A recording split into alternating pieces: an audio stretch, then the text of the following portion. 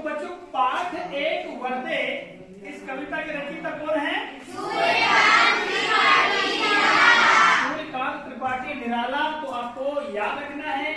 और आज हम लोग जो 8 पाठ्य पुस्तिका है इसी से पढ़ेंगे और जो दिए गए हैं इन्हीं के उत्तर जानेंगे। तो बच्चों निश्चित तौर से आप लोगों ने वर्ते कविता का भावार्थ समझ लिया होगा। अब बच्चों देखिए यहाँ पर जो कविता दी गई है इसको पूरा भावार्थ समझ लेना चाहिए, तब जाकर के हम 8 ग्रेड जो पुस्तिका है इसमें दिए गए प्रश्नों के उत्तर आप आसानी से हल कर सकते हैं। यहाँ पर बहुत सारे जो प्रश्न हैं वो सरल हैं।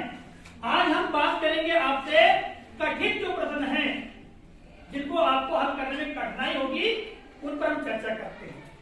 तो बच्चों देखिए अब हम बात करते हैं 8 ग्रेड में दिए गए प्रश्नों की। तो सब यहाँ पर जो प्रश्न दिए गए हैं सबसे पहले प्रश्नों को देख लेते हैं और उसमें हम छाटेंगे कि कौन से प्रश्न कठिन हैं।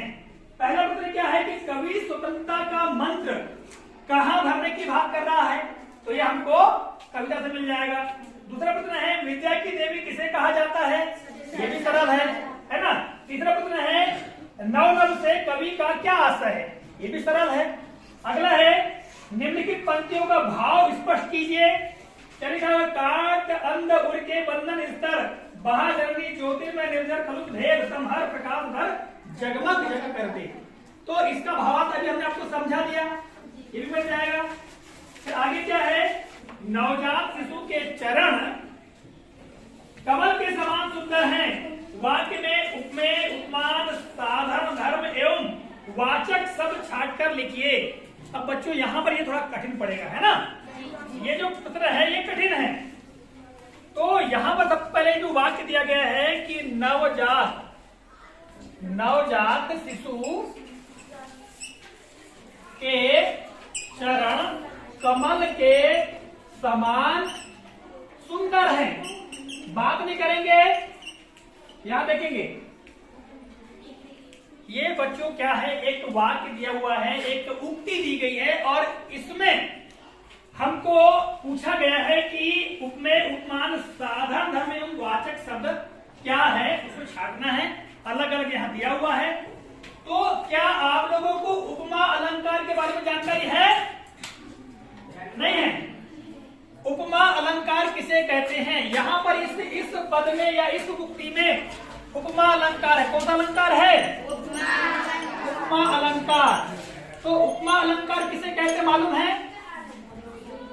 बहुत सरल शब्दों में जब किसी एक वस्तु की दूसरी वस्तु से तुलना करते हुए उपमा दी जाती है, ठीक है, उसे हम उपमा अलंकार कहते हैं। यहाँ पर देखिएगा नवजात शिशु के चरणों की तुलना की गई है, किससे? कमल से।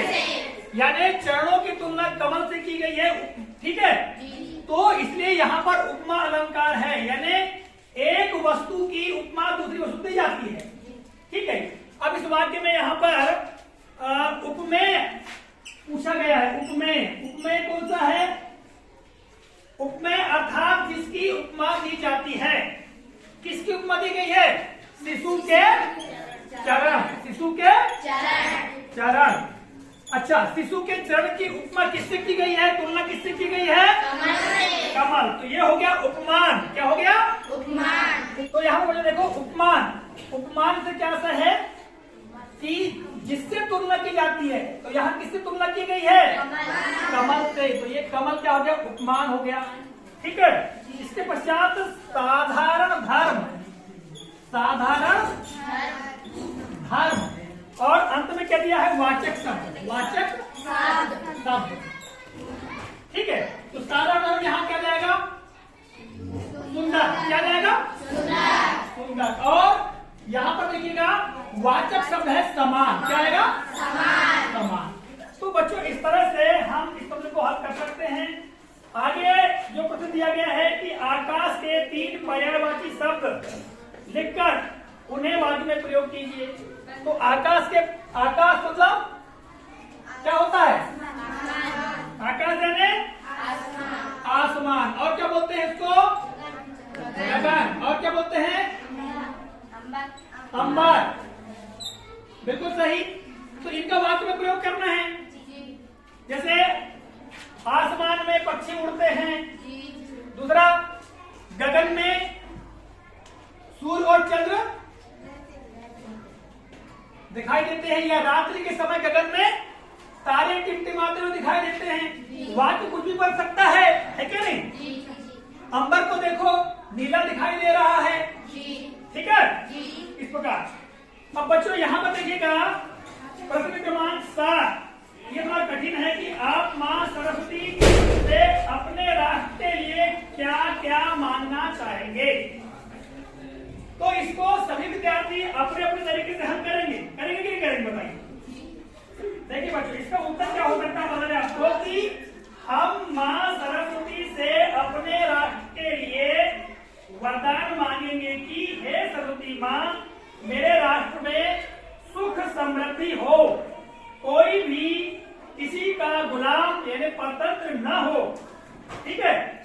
देश के सारे बच्चे पढ़ लिख कर ज्ञानवान बने एवं देश की उन्नति में हाथ बटाएं, सबको बराबर की शिक्षा प्राप्त हो, देश में आतंक, भ्रष्टाचार और कला ना हो, चारों ओर हरियाली ही हरियाली हो, सब लोग प्रसन्न एवं खुश हो, ठीक। अकाल बाढ़ जैसी प्राकृतिक आपदाएं मेरे देश से सदैव दूर रहे। ये हमने आपको बताया एक उदाहरण है।